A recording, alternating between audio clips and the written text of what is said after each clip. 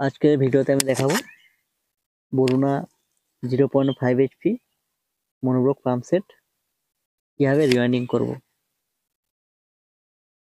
বা কয়েল জ্বলে গেলে কিভাবে ঘুরে সেটাকে কয়েল বাঁধবো। অলরেডি আমার শর্টে পেপার দেওয়া হয়ে গিয়েছে।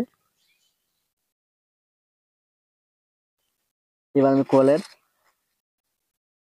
মাপটা নেব।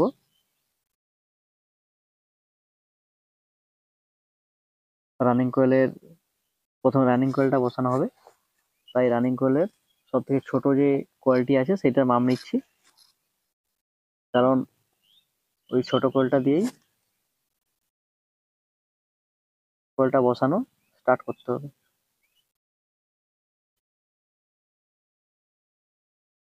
রানিং কয়েলের ব্যাচ যেহেতু 4টি, তাই মিললে 4টি শর্ট গ্যাপ দিয়ে আমি কয়েলের মাপটা নিয়ে নিয়েছি। এবার ওই মাপটি নিয়ে আমি এই যে কাঠের ডাইসটি আছে ওইটাতে আমি সাইজ করে তারটিকে আটকে একটি সাদা কালি পেন দিয়ে দাগ টেনে মাপটা নিয়ে নিচ্ছি।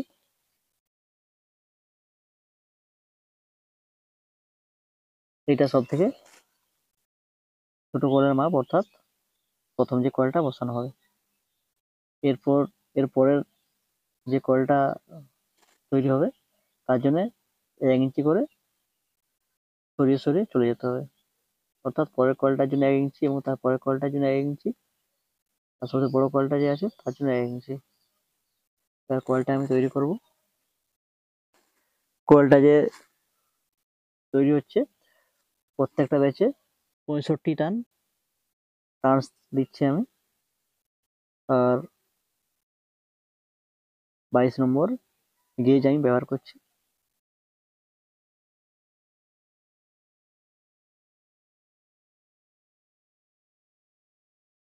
এবার আমি দ্বিতীয় কয়েল ব্যাচটা তৈরি করব, তাই 1 ইঞ্চি সরিয়ে নিয়েছি ব্যাচটা।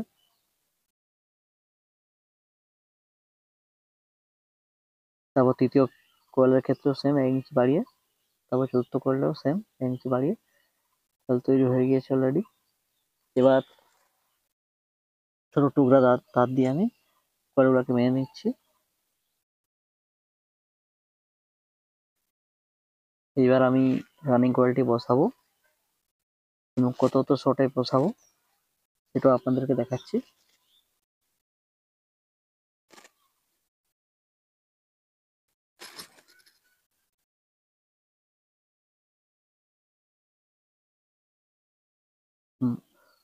মোটটা এই গেজে এবং এই টানে ওয়াইন্ডিং ছিল, তাই কোম্পানির যা গেজ যা টান ছিল ওটাই আমি রেখেছি। সবথেকে ছোট যে ব্যাচটি আছে এটা 4 নয়ে বসবে, 4 নয় শর্টে। তারপরে যে ব্যাচটি আছে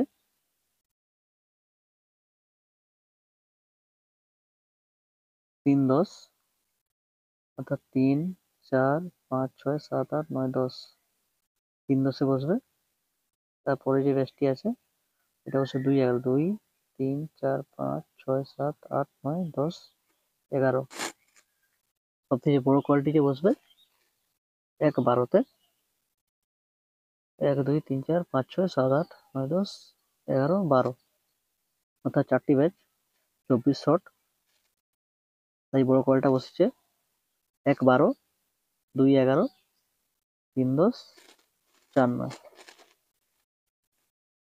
1-12 খোলার সময় কিন্তু বড় কোয়েলটা প্রথম খুলতে হবে। প্রথম কোয়েল, তারপর দ্বিতীয়, তারপর তৃতীয়, তারপর চতুর্থ।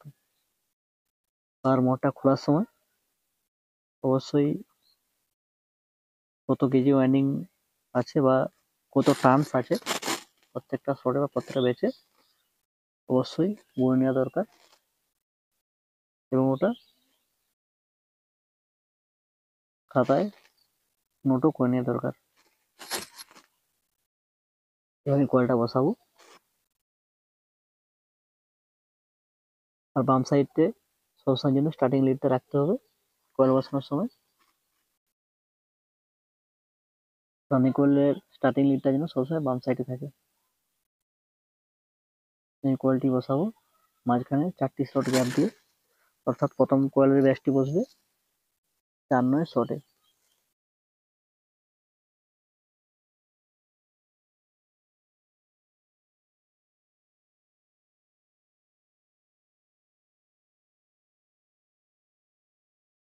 কয়েলটি বসানোর সময় কয়েলগুলোকে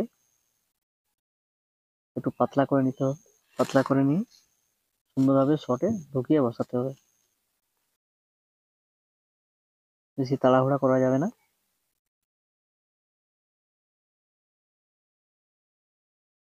তাড়াহুড়া করতে গেলে তারগুলা স্থায়ীভাবে ঠিকঠাক বসানো যাবে না।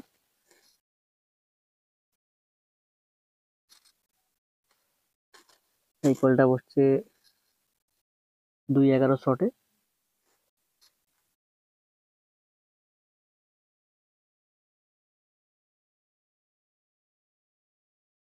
2-11 শট বসানোর পরে বসানো হবে 1-12 শটে, অর্থাৎ বড় কয়েলটা।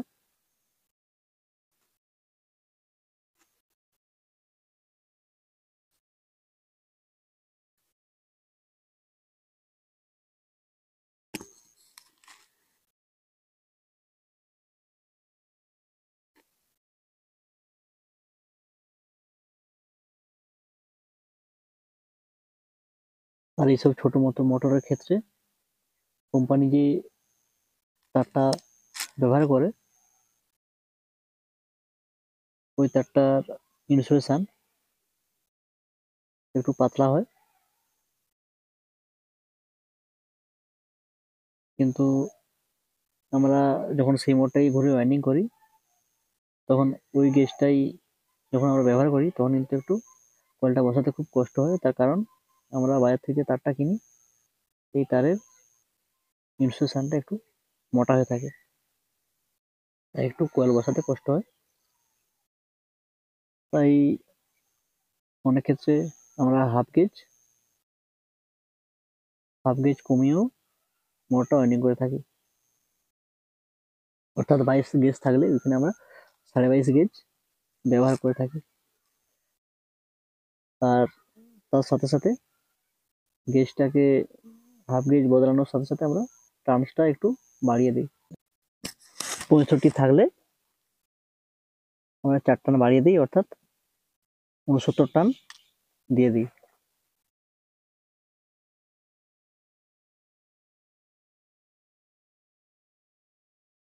একবার ব্যাচ বসানো শেষ, এবার স্টার্টিং কয়েলটা ঢোকানো হবে। আর স্টার্টিং কয়েলটা ঢোকানোর আগে রানিং কয়েলের যে দুটো কয়েল যে বসানো আছে ওই দুটো কয়েলকে ভালোভাবে সাইজ করে নিতে হবে, তার কারণ স্টার্টিং কয়েলগুলো যাতে ভালোভাবে বসানো যায়। এবার স্টার্টিং কয়েলগুলো তৈরি করব। স্টার্টিং কয়েলে যেহেতু দুটো ব্যাচ অর্থাৎ 1-12 2-11, তাই আমরা কয়েলের মাপটা প্রথমে দুটো ব্যাচ সরিয়ে, অর্থাৎ 3 নম্বর কয়েল 2-11 ও 4 নম্বর কয়েল যেটা 1-12, ওই দুটো মাপ আমরা নিয়ে নিচ্ছি। আর ওই মাপে আমরা স্টার্টিং কয়েলের দুটো ব্যাচ তৈরি করে নেব। এবার স্টার্টিং কয়েল বসানো হবে।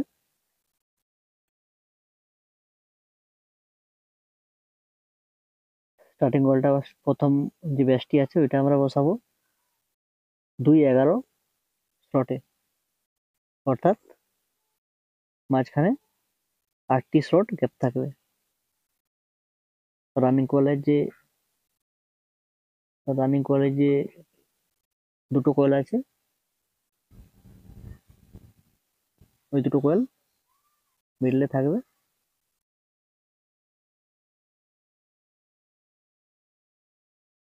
স্টার্টিং কয়েলের তারগুলো খুব সরু, তাই খুব সাবধানে স্লটে ঢোকাতে হবে। যাতে না তারগুলি ইনসুলেশন ড্যামেজ হয়ে যায়।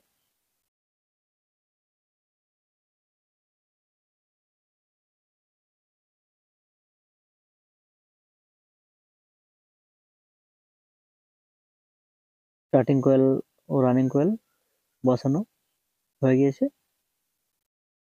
তো এবার কানেকশন করব, আর কানেকশন করার আগে স্টার্টিং কয়েল ও রানিং কয়েলের মাঝখানে সেপারেট পেপার দিতে হবে, অর্থাৎ যাতে না স্টার্টিং কয়েল ও রানিং কয়েল টাচ হয়ে যায়, টাচ হয়ে গিয়ে কয়েল শর্ট হয়ে যায়।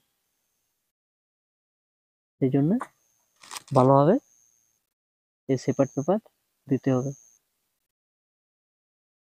আর সেপারেট পেপার না দিলে কিছুদিন মোটরটা চলার পরে স্টার্টিং কয়েল আর রানিং কয়েল যদি কোনো কারণে শর্টেজ হয়ে যায় বা জয়েন্ট হয়ে যায়, তখন বিভিন্ন রকম মোটর চলার ক্ষেত্রে সমস্যা দেখা দেবে। যেমন মোটরটা স্টার্টিং এ প্রবলেম হবে, অর্থাৎ ঘুরিয়ে দিলে ঘুরবে বা হাই অ্যাম্পিয়ার নেবে, বা কয়েল থেকে হালকা হালকা ধোঁয়া বেরোতে থাকবে, বা কয়েলটা জ্বলেও যেতে পারে। বিভিন্ন রকম সমস্যা আসতে পারে। তাই এইরকম সমস্যা যাতে না আসে, তাই আমরা ভালোভাবে আমাদেরকে ভালোভাবে ওই সেপারেশন পেপারটা দিতে হবে।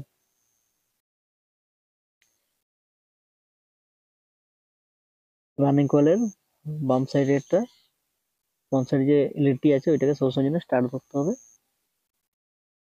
আর ডান সাইডে যে লিডটা আছে ওইটাকে ফিনিশ করতে হবে। অর্থাৎ রানিং কয়েলের বাম সাইডের লিডটা স্টার্ট আর ডান সাইডের লিডটা ফিনিশ, অর্থাৎ ফিনিশে জয়েন্ট হয়ে যাবে, আর দুটো স্টার্টিং লিড বাইরে বেরিয়ে যাবে। স্টার্টিং কয়েলের ক্ষেত্রেও সেম, দুটো ফিনিশ জয়েন্ট হয়ে যাবে, আর দুটো স্টার্টিং লিড বাইরে বেরিয়ে যাবে।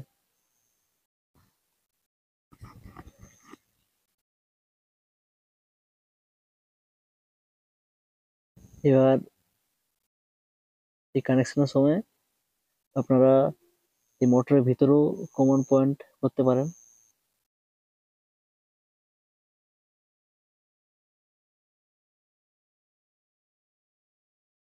কিন্তু আমি মোটরের ভিতর কমন পয়েন্ট না করে বাইরে কমন পয়েন্ট করছি।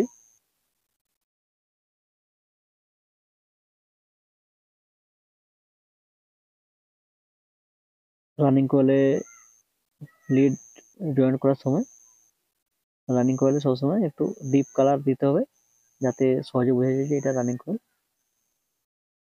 আর রানিং কয়েলটা মোটা তারে ওয়াইন্ডিং থাকে, এই জন্য একটু মোটা তার ব্যবহার করি আমরা। যেমন 0.5 এর ক্ষেত্রে, 0.5 এইচপির ক্ষেত্রে আমরা রানিং কয়েলে 1.0 mm তার ব্যবহার করে থাকি। আর স্টার্টিং কয়েলটা যেহেতু সরু তারে ওয়াইন্ডিং থাকে, এই জন্য আমরা স্টার্টিং কয়েলের ক্ষেত্রে 0.75 তার ব্যবহার করে থাকি।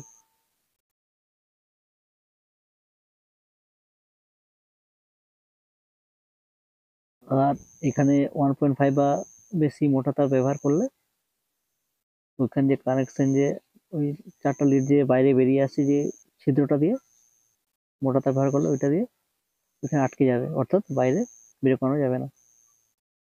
তাই পরিমাণ মতো তারের সাইজ ব্যবহার করতে হবে এখানে। এবার আমি স্কেল দিয়ে বা যদি আয়রন বা আয়রন চিপ দিয়ে শর্টের পেপারগুলোকে ভালো করে চিপে নিতে হবে। তার কারণ নাহলে রোটারটা ভালোভাবে আমি মোটরের ভেতর ঢোকাতে পারবো না। তাই রোটারটা একবার মোটরের ভেতর ঢুকিয়ে চেক করে নিচ্ছি যে পেপারগুলো কোথাও উঠে আছে কিনা। যদি উঠে থাকতো তাহলে রোটারটা ভালোভাবে মোটরের ভেতর ঢুকতো না। এবার আমি কয়েলটার দু সাইডে বেঁধে দিয়ে সুতো দিয়ে কয়েলটা বার্নিশে বসাবো। তারপর বার্নিশ করার আগে কয়েলটা চেক করে নিতে হবে কয়েলটা বডি আছে কিনা বা কোনো তার কেটে গেছে কিনা। তাই স্টার্টিং কয়েলটা চেক করে নিচ্ছি, ঠিক আছে।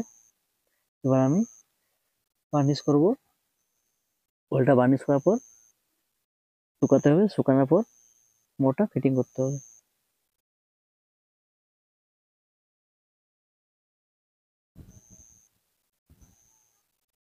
এবার আমি মোটরটা ফিটিং করব। রোটারটা ঘোরানো হচ্ছে। এবার নাটগুলো দিয়ে আমি মোটরটা কাটিয়ে নেব। আর এই যে স্প্রিং ওয়াশারটা দেখতে পাচ্ছেন পিছনে হাউসিং সেটে, ওই স্প্রিং ওয়াশারটা অবশ্যই দিতে হবে।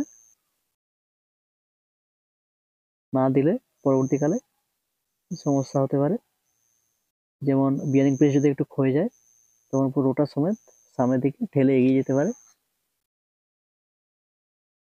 তখন অ্যালাইনমেন্টের সমস্যা হতে পারে। নাটগুলো ভালো করে টাইট মারার পরে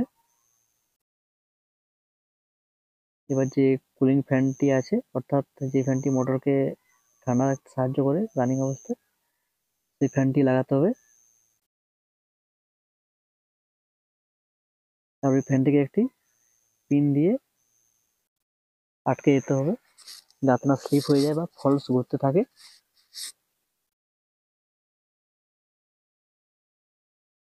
আর ওই ফ্যানটা লাগানোর পর ঢাকনাটা অবশ্যই লাগাতে হবে, তার কারণ ঢাকনাটা না লাগালে বাতাসটা মোটরের চারদিকে ছড়িয়ে ছিটিয়ে পড়বে, মোটরের বডিতে আর আসবে না। এই ঢাকনাটা লাগানোর কারণ বাতাসটা বডিতে ধাক্কা খেয়ে মোটরের দিকে ছড়িয়ে পড়ে, মোটরের পুরো সারা বডিতে অর্থাৎ সারা গায়ে ছড়িয়ে পড়ে, দিয়ে মোটরটাকে ঠান্ডা রাখতে সাহায্য করে রানিং অবস্থায়। আর এই মোটরটার ক্ষেত্রে আমি 15 এমএমটি ক্যাপাসিটর ব্যবহার করব।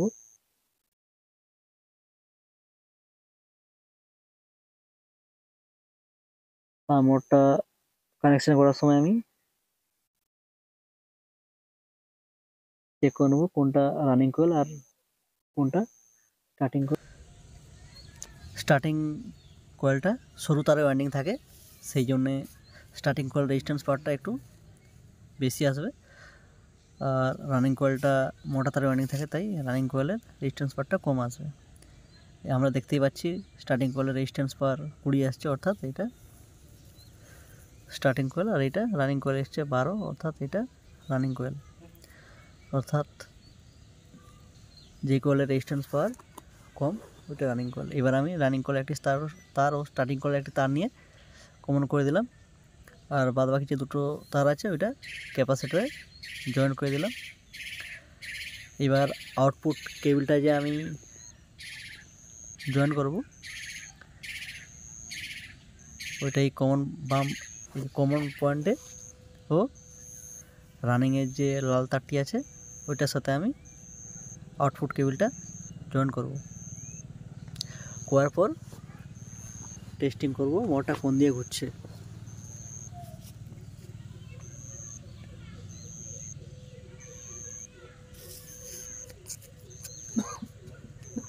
এবার আমি কানেকশন দেব। এবার স্টার্ট করে আমি দেখে নেব মোটরটা কোন দিয়ে ঘুরছে ও আনলোড অবস্থায় মোটরটা অ্যাম্পিয়ারটা উল্টা ঘুরছে, কত নিচ্ছে ধরে রাখছে, কি হচ্ছে মোটরটা উল্টা দিয়ে ঘুরছে দেখতে পাচ্ছি। আর অ্যাম্পিয়ারটা নিচ্ছে 0.7। তো মোটরটাকে আমরা ডান দিয়ে ঘুরবো, অর্থাৎ মোটরটা রোটেশন আমরা চেঞ্জ করব। চেঞ্জ করার জন্যে স্টার্টিং কয়েলের যে দুটো তার আছে ওইটাকে পাল্টাপাল্টি করবো, অর্থাৎ ক্যাপাসিটরের যে তারটা জোড়া আছে ওইটাকে কমন পয়েন্টে দিয়ে দেবো, আর কমনে যে সবুজ তারটা জোড়া ছিল স্টার্টিং করার, ওইটাকে আমরা ক্যাপাসিটারে দিয়ে দেবো। দেওয়ার পর কমন পয়েন্টে আবার আউটপুট কেবিলটা জয়েন করব। জয়েন করার পর আবার চেক করব।